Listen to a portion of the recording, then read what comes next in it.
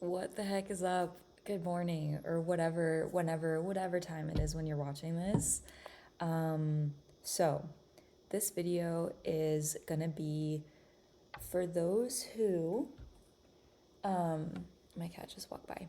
For those who are currently healing from trauma, abuse, really, really hard things. And it's going to be here to comfort you, to validate you, to reassure you, and to just kind of bring you a witness, a mirror, and a sense of anchoring through a very specific experience that I think all trauma and abuse survivors go through at one point when they're between the life that they're recreating and building for themselves after losing, you know, the thing that the trauma took from you or that the abuse took from you, and where they are right now. Okay, so as we probably sadly all know, also, I'm like sorry about my hair. I woke up, I haven't even showered yet, and I just needed to make this video. And I used to do this where I would like wake up from a dream and have like some connection would be forming in my brain, and I'd be like, I have to channel this, I have to make a video on this. And this is a lot of the time where the inspiration for my content on social media comes from. So, fresh off the press, raw, unfiltered. So, anyway, so as we sadly, probably mostly all know, abusive dynamics don't end in the world just because we escape ours. But the difference between life once you escape and life when you're being abused is your sovereignty, your power, your control. If you have escaped abuse successfully, you're now in control of your life, your power, your assets. Things like this. You are not directly being threatened by the same things that you once were. And I'm saying when you're back in control of your life. And sometimes that's a process. And sometimes it can be tricky to kind of sort out what what we're still in control of versus what we have no control over when it comes to how the abusers are going to act. Like, for example, I still sometimes get intrusive thoughts about my ex trafficker stalking me, and that's not something I control. However, I can control. However, I do have the police on my side in case anything happens. If a break-in happens, that's illegal. So, you know what I mean? Like, I know it's awful to think about, but it's kind of like anytime the mind starts cycling into like, what if? What if my abuser does this? What if they do this? Well, what if? What power do you have in a situation like that you didn't have before? What protection do you have now that you didn't have before? So, thinking about those things and actually like objectively creating like an itemized list of these things that your self-protection system, your mind, your fears are trying to protect you from. And then, oh, I matched my curtains. I just realized. So making a list like that and then kind of addressing each fear with kind of what would happen if the worst case scenario happened. Well, I've got security cameras, I live in a safe neighborhood, whatever. I'm no longer living under the roof of the abuser, whatever it is. So it really can take a long ass time to finally return to living in a body that isn't constantly scanning for these threats and in survival mode, in protection mode, at all the slightest triggers,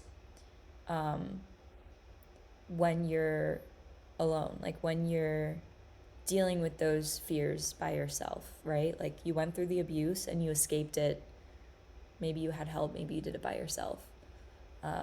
Maybe you have someone who is there by your side and there to help you process and talk about what happened. And so you feel like you have a witness, you feel like you have a protector, a support. So that kind of helps carry some of that mental self protection burden, because when you're surviving abuse, you don't get to even live your life. You don't get to be yourself. Your soul gets really squelched and doesn't really get to express itself as much, because you're consumed by being your own protector as well. And that is just exhausting and draining and takes all of your energetic, mental, emotional, physiological resources, to be your own protector. So I basically just want to talk about something. I don't even know how this story is going to like come out. But I have a neighbor and I don't really like this neighbor because one time they sprayed glyphosate all over my lawn that we don't share it, but there's like no fence boundary, but there's like an invisible line boundary, and we do share an actual fence because I live in a community with the houses kind of like right next to each other, which is honestly not ideal, but good neighbor makes it better, bad neighbor makes it worse. So that was one offense. And then when I asked him if he did, because I noticed all my weeds were gone. I prefer to do like organic, non-invasive, like hand weeding, and I use like horticultural vinegar to just like get the little guys, because I live in an HOA, so we have to do it as part of the regulations, and it's not that big of a deal to me. So I noticed all of them were dead, and one day I was like, what the fuck? Like, so I asked him, and he was like, yeah, I did. And then he called me on the phone because I kept asking him questions for clarification, like what motivated you to do this. And I actually recorded the video call on my computer in case I needed it for police evidence. And I was so freaking calm and just asking him questions like what was the miscommunication? He said there was a miscommunication. He said he misunderstood my words. I'm like, well, what did you misunderstand? Because I never even hinted at an ounce of a desire for fucking glyphosate. Like, no, I don't want you. Like, he never even asked me that. So I was just like shocked, and I felt violated, especially because if you know anything about my story, last year in 2025, my body was shutting down and I almost died. And I was bedridden for a few months. And I lost everyone and my family, my community, my friends, because no one was there. And if they weren't there and they were like, oh, I'm sorry, they would explain or defend themselves. And I'm like, you don't get to be in my life and almost repair not being there by defending your position. Like, either we repair this clean or we don't, because I decided once I had the contrast of my own mortality to weigh up against what I really value and what I really need in relationships, which one of those things is clean repair, full accountability. Like, drop your fucking ego, drop your defenses. I can do it, and the people that I keep close to me can do it. And I know it's a rare skill, so I have learned. Anyway, that all happened in 2025, and one of the systemic toxins that I was dealing with was glyphosate, which is what he sprayed on my lawn. So of course that was profoundly triggering, because it was like this man had like absolutely no consciousness that he was spraying what would have been a life-threatening chemical on my lawn, a health-threatening chemical all over my lawn. And if my health was still in the state that it was then, I would have had severe, severe, severe flare-ups. But now that my mitochondria are healthier and my immunity is back online and my skin is healed, like, you would not recognize me from where I was last year. But, I can handle typical daily life chemical exposures a lot more robustly than I used to be able to. So thankfully, I wasn't obviously impacted by the glyphosate, but it was still, taking energy from my little mitochondria to friggin' punch the glyphosate in the face and like kill it and whatever.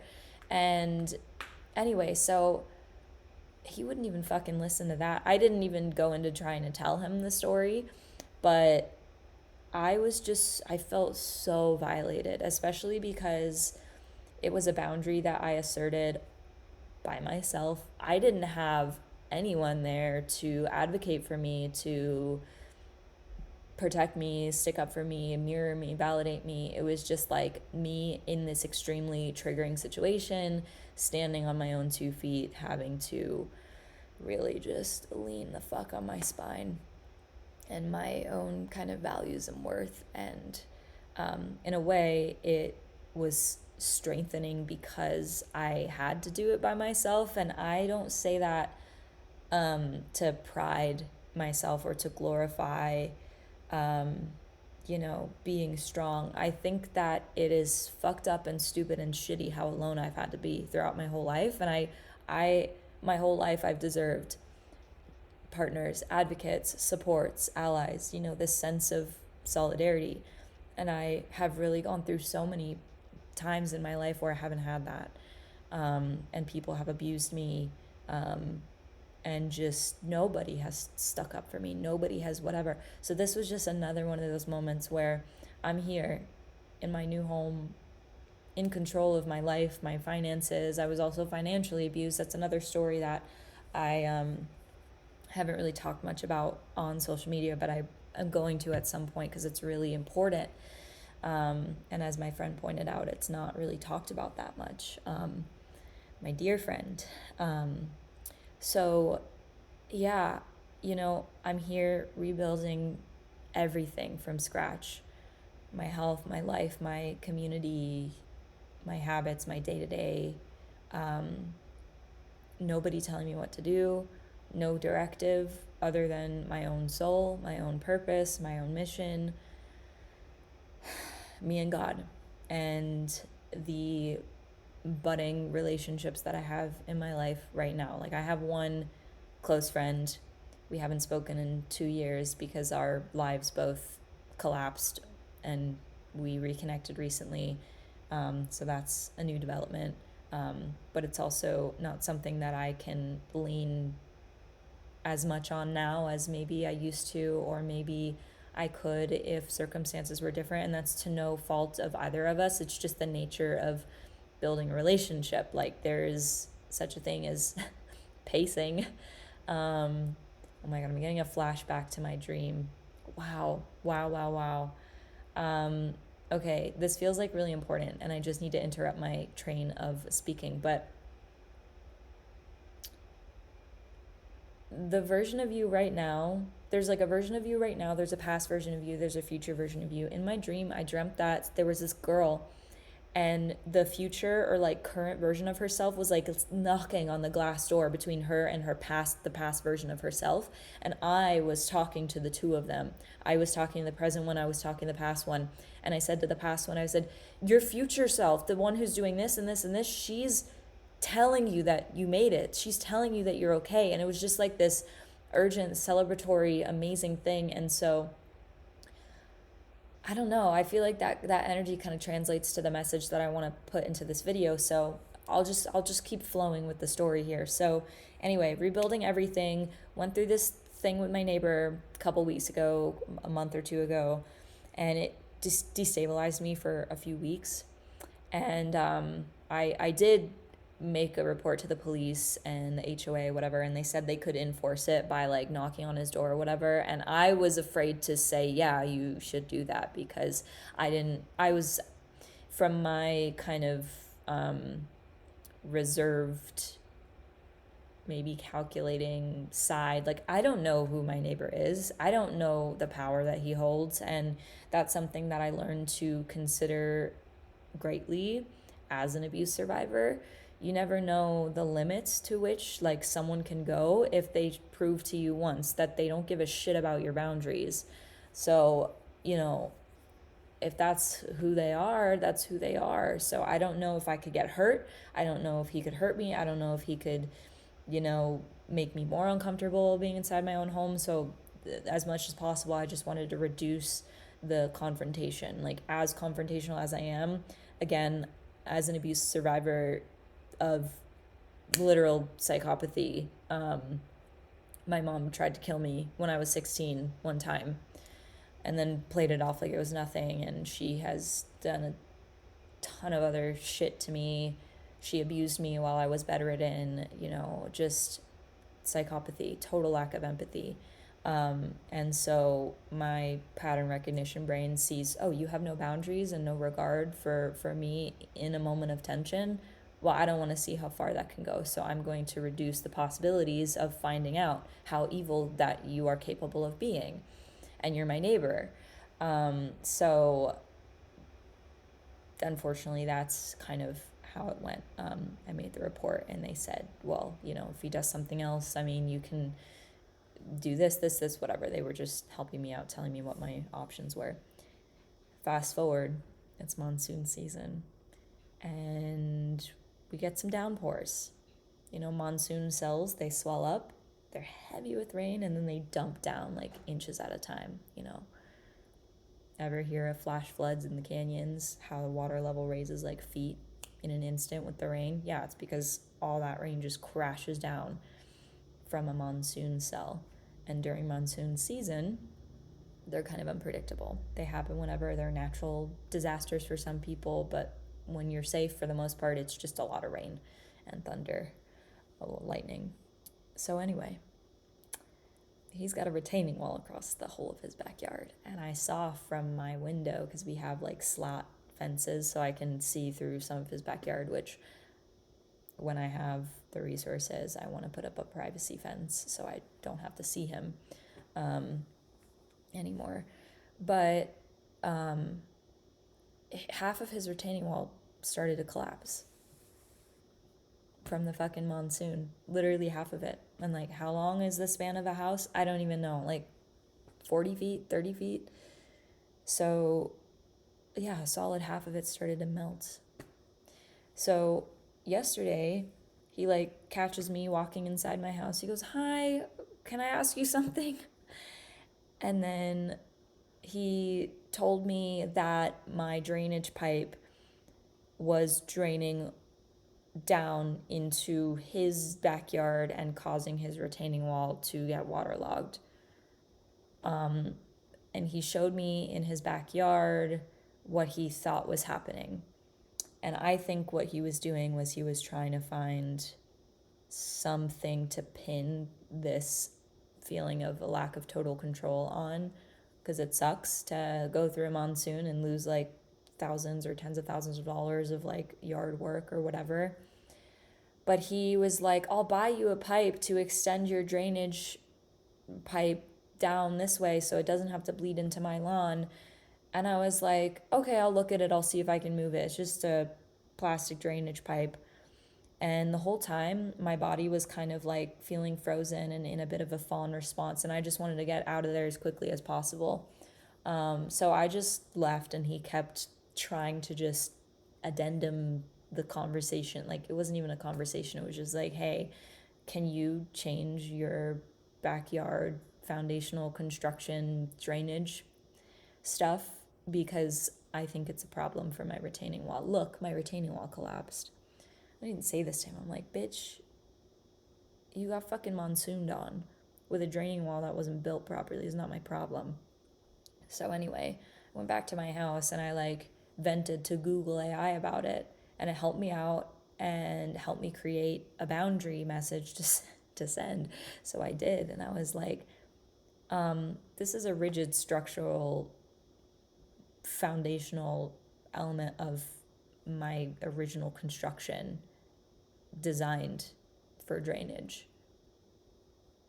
And I'm not changing it. You need to go through your insurance if you want somebody to fix your monsoon wall. Like, I'm not, whatever.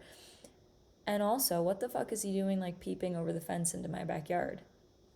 Like, this pipe is like hidden on the ground. Like you can't just see it if you look to the right. Like I can see his roof, I can see some of the windows when my curtains are open, but I can't see the ground. I can't see like the stuff that he's got. But he's like peeping over the fence into my yard and looking at my pipe. Like he literally just kind of proved that.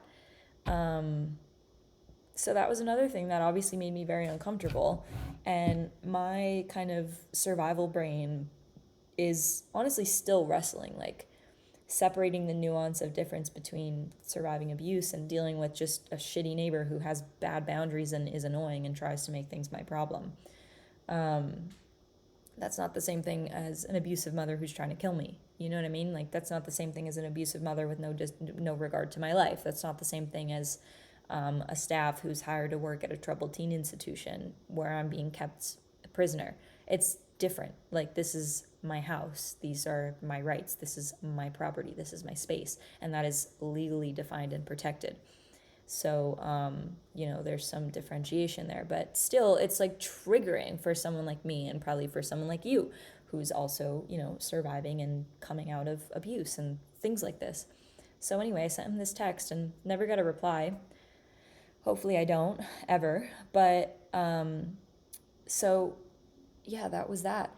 And then additionally, last night it was raining. We did get a dump, and then it was like kind of trickling steady rain later in the night. Like I left my house around maybe like 7:40 p.m. just to drive an hour to like go to Target, because it's like a comfort place to me, and I wanted to get a couple things anyway. So I was just like, I cannot be in here. I'm like so activated. So I just drove on the highway, and I was like still activated the whole time. But I did get to a point where I was able to kind of grieve and just feel my heart just like soften and open.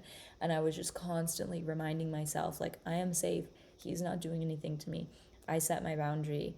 If he tries to do shit to me, then he's going to be held accountable because we have the law, we have the HOA, this, that, whatever. So I was just trying to like talk myself down from this ledge that my body had learned to stand on my whole life, and eventually I kind of, came back to myself, whatever. And then I went home and I was in a creative zone. I was making music. I posted a little musical thing on Instagram. So that was nice. But I still feel this kind of like baseline, like ice cold feeling. And I've been carrying that and a lot of other things by myself. But that's kind of like a separate thing. That's part of the reality of like when you're rebuilding and holding everything by yourself and you don't yet have the foundations that you can lean on to kind of share these things. It's like those feelings just take up extra space and are extra big. But there are developments in my life that are building up, they are strengthening, they are growing, and they will become spaces that I can like share kind of more of the weight of my life with over time. So just want to put that out there. But anyway, so I got home last night and I went outside into my backyard to see the anatomy, the structural anatomy of my drainage system in my backyard. And it was so funny because there was but a trickle coming out of that pipe. And the whole, like my side yard, it's just dirt because we live in a desert. And there's like a slight swoop in the middle of it. And the swoop is like a whole fucking channel. And it was designed that way. Like, the dirt on the fence is like a little higher and then it sinks down slightly, and then in the house it's like slightly packed higher because that's irrigation, because we get monsoons here in the summer and it's designed that way with the slant so it drains on the side of the house. That's the anatomy. And so I walked out there and I took a video to kind of just like prove it to myself, and God forbid whoever needs it in the future, that like this is literally just where the rain pools up. And it just drains down the side there. So I saw this for my own eyes and I was like, wow, this man is an idiot if he thinks that my drainage is causing his retaining wall. And that's kind of what he was alluding at. Like he was trying to, just make me responsible. And I'm just like, I really can't wait till I get to a point that my body just holds no charge over stupidity like this and can, in fact, just feel compassion for these people and like not feel threatened. But it's like my body doesn't have enough information to kind of get to that place yet. So why am I telling this story? Why did I wake up this morning and be like, oh my God, I had a dream, I have a feeling, I'm experiencing this thing, whatever, and I want to tell a story about it? Well, okay, so I'm going to try to make sense of this in my own head as I speak, but I have a friendship with someone that I'm building. It's like brand new and it's beautiful, amazing, wonderful. And sometimes in the morning when she sends me messages or voice notes, she sends me little prayers and prayers that genuinely make me feel held because, you know, most mornings I wake up carrying a lot of this trauma because of how alone that I've been for my whole life and how alone I still am in many areas of my life.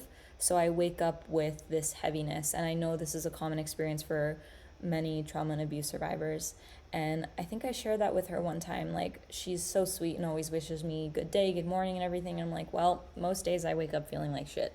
And so after I shared that, she started sending me these little prayers in the morning. And like, they're the most, it's making me emotional because it's the most heartwarming, caring, holding thing. Because it's like, yes, like I'm being met, like I'm being seen, I'm not being pathologized, I'm not being told this or that or it's gonna get better. I'm just being wished well because someone cares about me in a way that I fucking need and can utilize, and not in a way that's like performative or, oh, I think this might help you, so have this. It's like, no, I'm like sending you my care and my feeling of, for you to be held, contained, whatever, this and that. So the reason I'm making this video is to highlight that, to highlight the space between being overruled by trauma and a survival response and hypervigilance because you have a crappy neighbor or you're dealing with abusive situations after you left your abuser, the space between that and being consumed by that and actually feeling your God-given right to feel loved and feel supported. Because the fact of the matter is that no human being deserves to live life alone, period. We're human. We're not meant for it. And so when you're carrying all this bullcrap by yourself, it breaks you down. It robs you. It is a robbery. It's like, it's the devil. Steals, lies, destroys. It is literally the devil. And I'm a Jew, but like, I'm just making a point here. And I just want to remind you that even though you probably still have survival responses, fears, and real life circumstances that do feel threatening and that might be threatening in some way or another, that is not where you're meant to go. That is not your final state. It's not your life sentence. And I'm saying this as someone who for the past 18 months, count them, day in and day out, I have been walking with that load by myself. And so I'm here to just encourage you and just remind you, like, the second that I woke up to even just an ounce of hope, like a glimmer of hope, I took that as confirmation for myself, validation from God, that stressing about stupid people is not my life sentence. I am not meant to carry this crap alone, and neither are you. And even though I still am carrying a lot of my life by myself, my home, my health, my burdens, my day-to-day little minutia, worries, this and that, and like normally in a healthy community, you have different people to share these random little things with to help hold the weight of your mind and your life. Like, you have these reflections, these mirrors. And when you don't, it feels like death. It's like because you're human and you can't hold all that stuff alone. So if you're also a person of faith, what do I mean by faith? I don't mean religion. I mean, you're not giving up on yourself. Like, you know that better exists in the world for you. You know that no matter what was done to you, you're not gonna shut your heart to love. You're not gonna stop believing in faith. You're not necessarily gonna give everyone access to you, because that's access is not the same thing as trusting and being connected to source, God, love, energy. Like, you still believe, you still have faith in a good life, and no matter what the cost is, you're going to keep walking towards that every single day, even if you have to carry this weight by yourself for years, because you're not here to fake intimacy. You're not here to fake authenticity. You're not here to fake what feels supportive and what doesn't. You're not here to deny your needs. You're not here to pretend that you don't need what you do as much as you do need it. You're here to fully be yourself and to fully be like a literal child of God. You are God's baby. You are God's child. And unfortunately, not every person walking on his green earth acts the way that they were designed to act. What do I mean by that? I mean, some people are fucking assholes, and it sucks. It sucks. It sucks for you and it sucks for them. But that doesn't mean that you aren't worth loving, and that doesn't mean that what you're building is being built in vain. And I just need to like get this message out, because I know how discouraging it can feel when you go so long holding trauma alone. And even just like seeing something pretty and having no family group text to share it with, like, or even having a logistics question and having no one to like process it with, you know, just the most mundane things. It's like, if you are here on this earth rebuilding your life, it's not, none of it is in vain. Every fucking step that you take, every breath that you take is taking you closer to the life of your dreams, to the support of your dreams. Like, as long as you're being honest with yourself about what you need, what you're available for, what you want, and you don't settle for anything else, and you don't pretend, even when you're in the throes of isolation, like when you don't allow what other people say and do to mean anything about you. Like, sometimes you are going to be the only one in your universe holding the truth of your lived experience for a long ass time, and that's just the nature of surviving abuse and rebuilding your life after losing everything. You have to hold that stuff alone. You have to find the courage and the faith inside yourself to validate yourself and to know that, you know, none of it is personal. None of it is about you. None of it is a reflection of your worth. And if you are someone who has faith and confidence in a future, then, you know, you probably fundamentally don't even agree with that anyway, because your actions say otherwise. Like, you're caring about your life, you're caring about your future, you're caring about what you're building. So, you know, you agree with your heart and your soul. You don't agree with lies. You don't agree with distortions. You don't agree with projections. You agree with your own faith. You agree with your dreams. You agree with that part of you that desires and starves, like hungers for that thing that is going to bring you the ultimate fulfillment, because that's who you are, and that's what you have to share. That's what you have to give, and you deserve the containment, the external reflection of your God-given gifts and love and capacity in your soul. You deserve that to come back at you from the outside world. Okay? So I'm going to leave this here. I hope this encouraged someone. Lastly, if you want a space to come kind of let it all hang loose and share space with people who understand or are contemplating estrangement, I host every last Thursday of each month, a group called Art and Estrangement, and there are tickets. It's paid. It's a sliding scale, so you got to get the low tier before it fills up. And right now, since it's pretty new.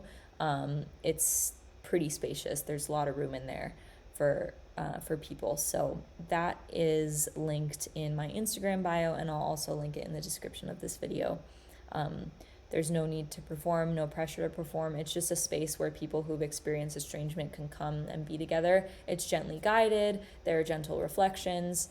I'll be holding the space, and it's basically bring your own craft or art project, so you can like silently work on something while we just kind of share and converse and just hang out in the same space together. So that's what I got for you today, and I'll see you next time.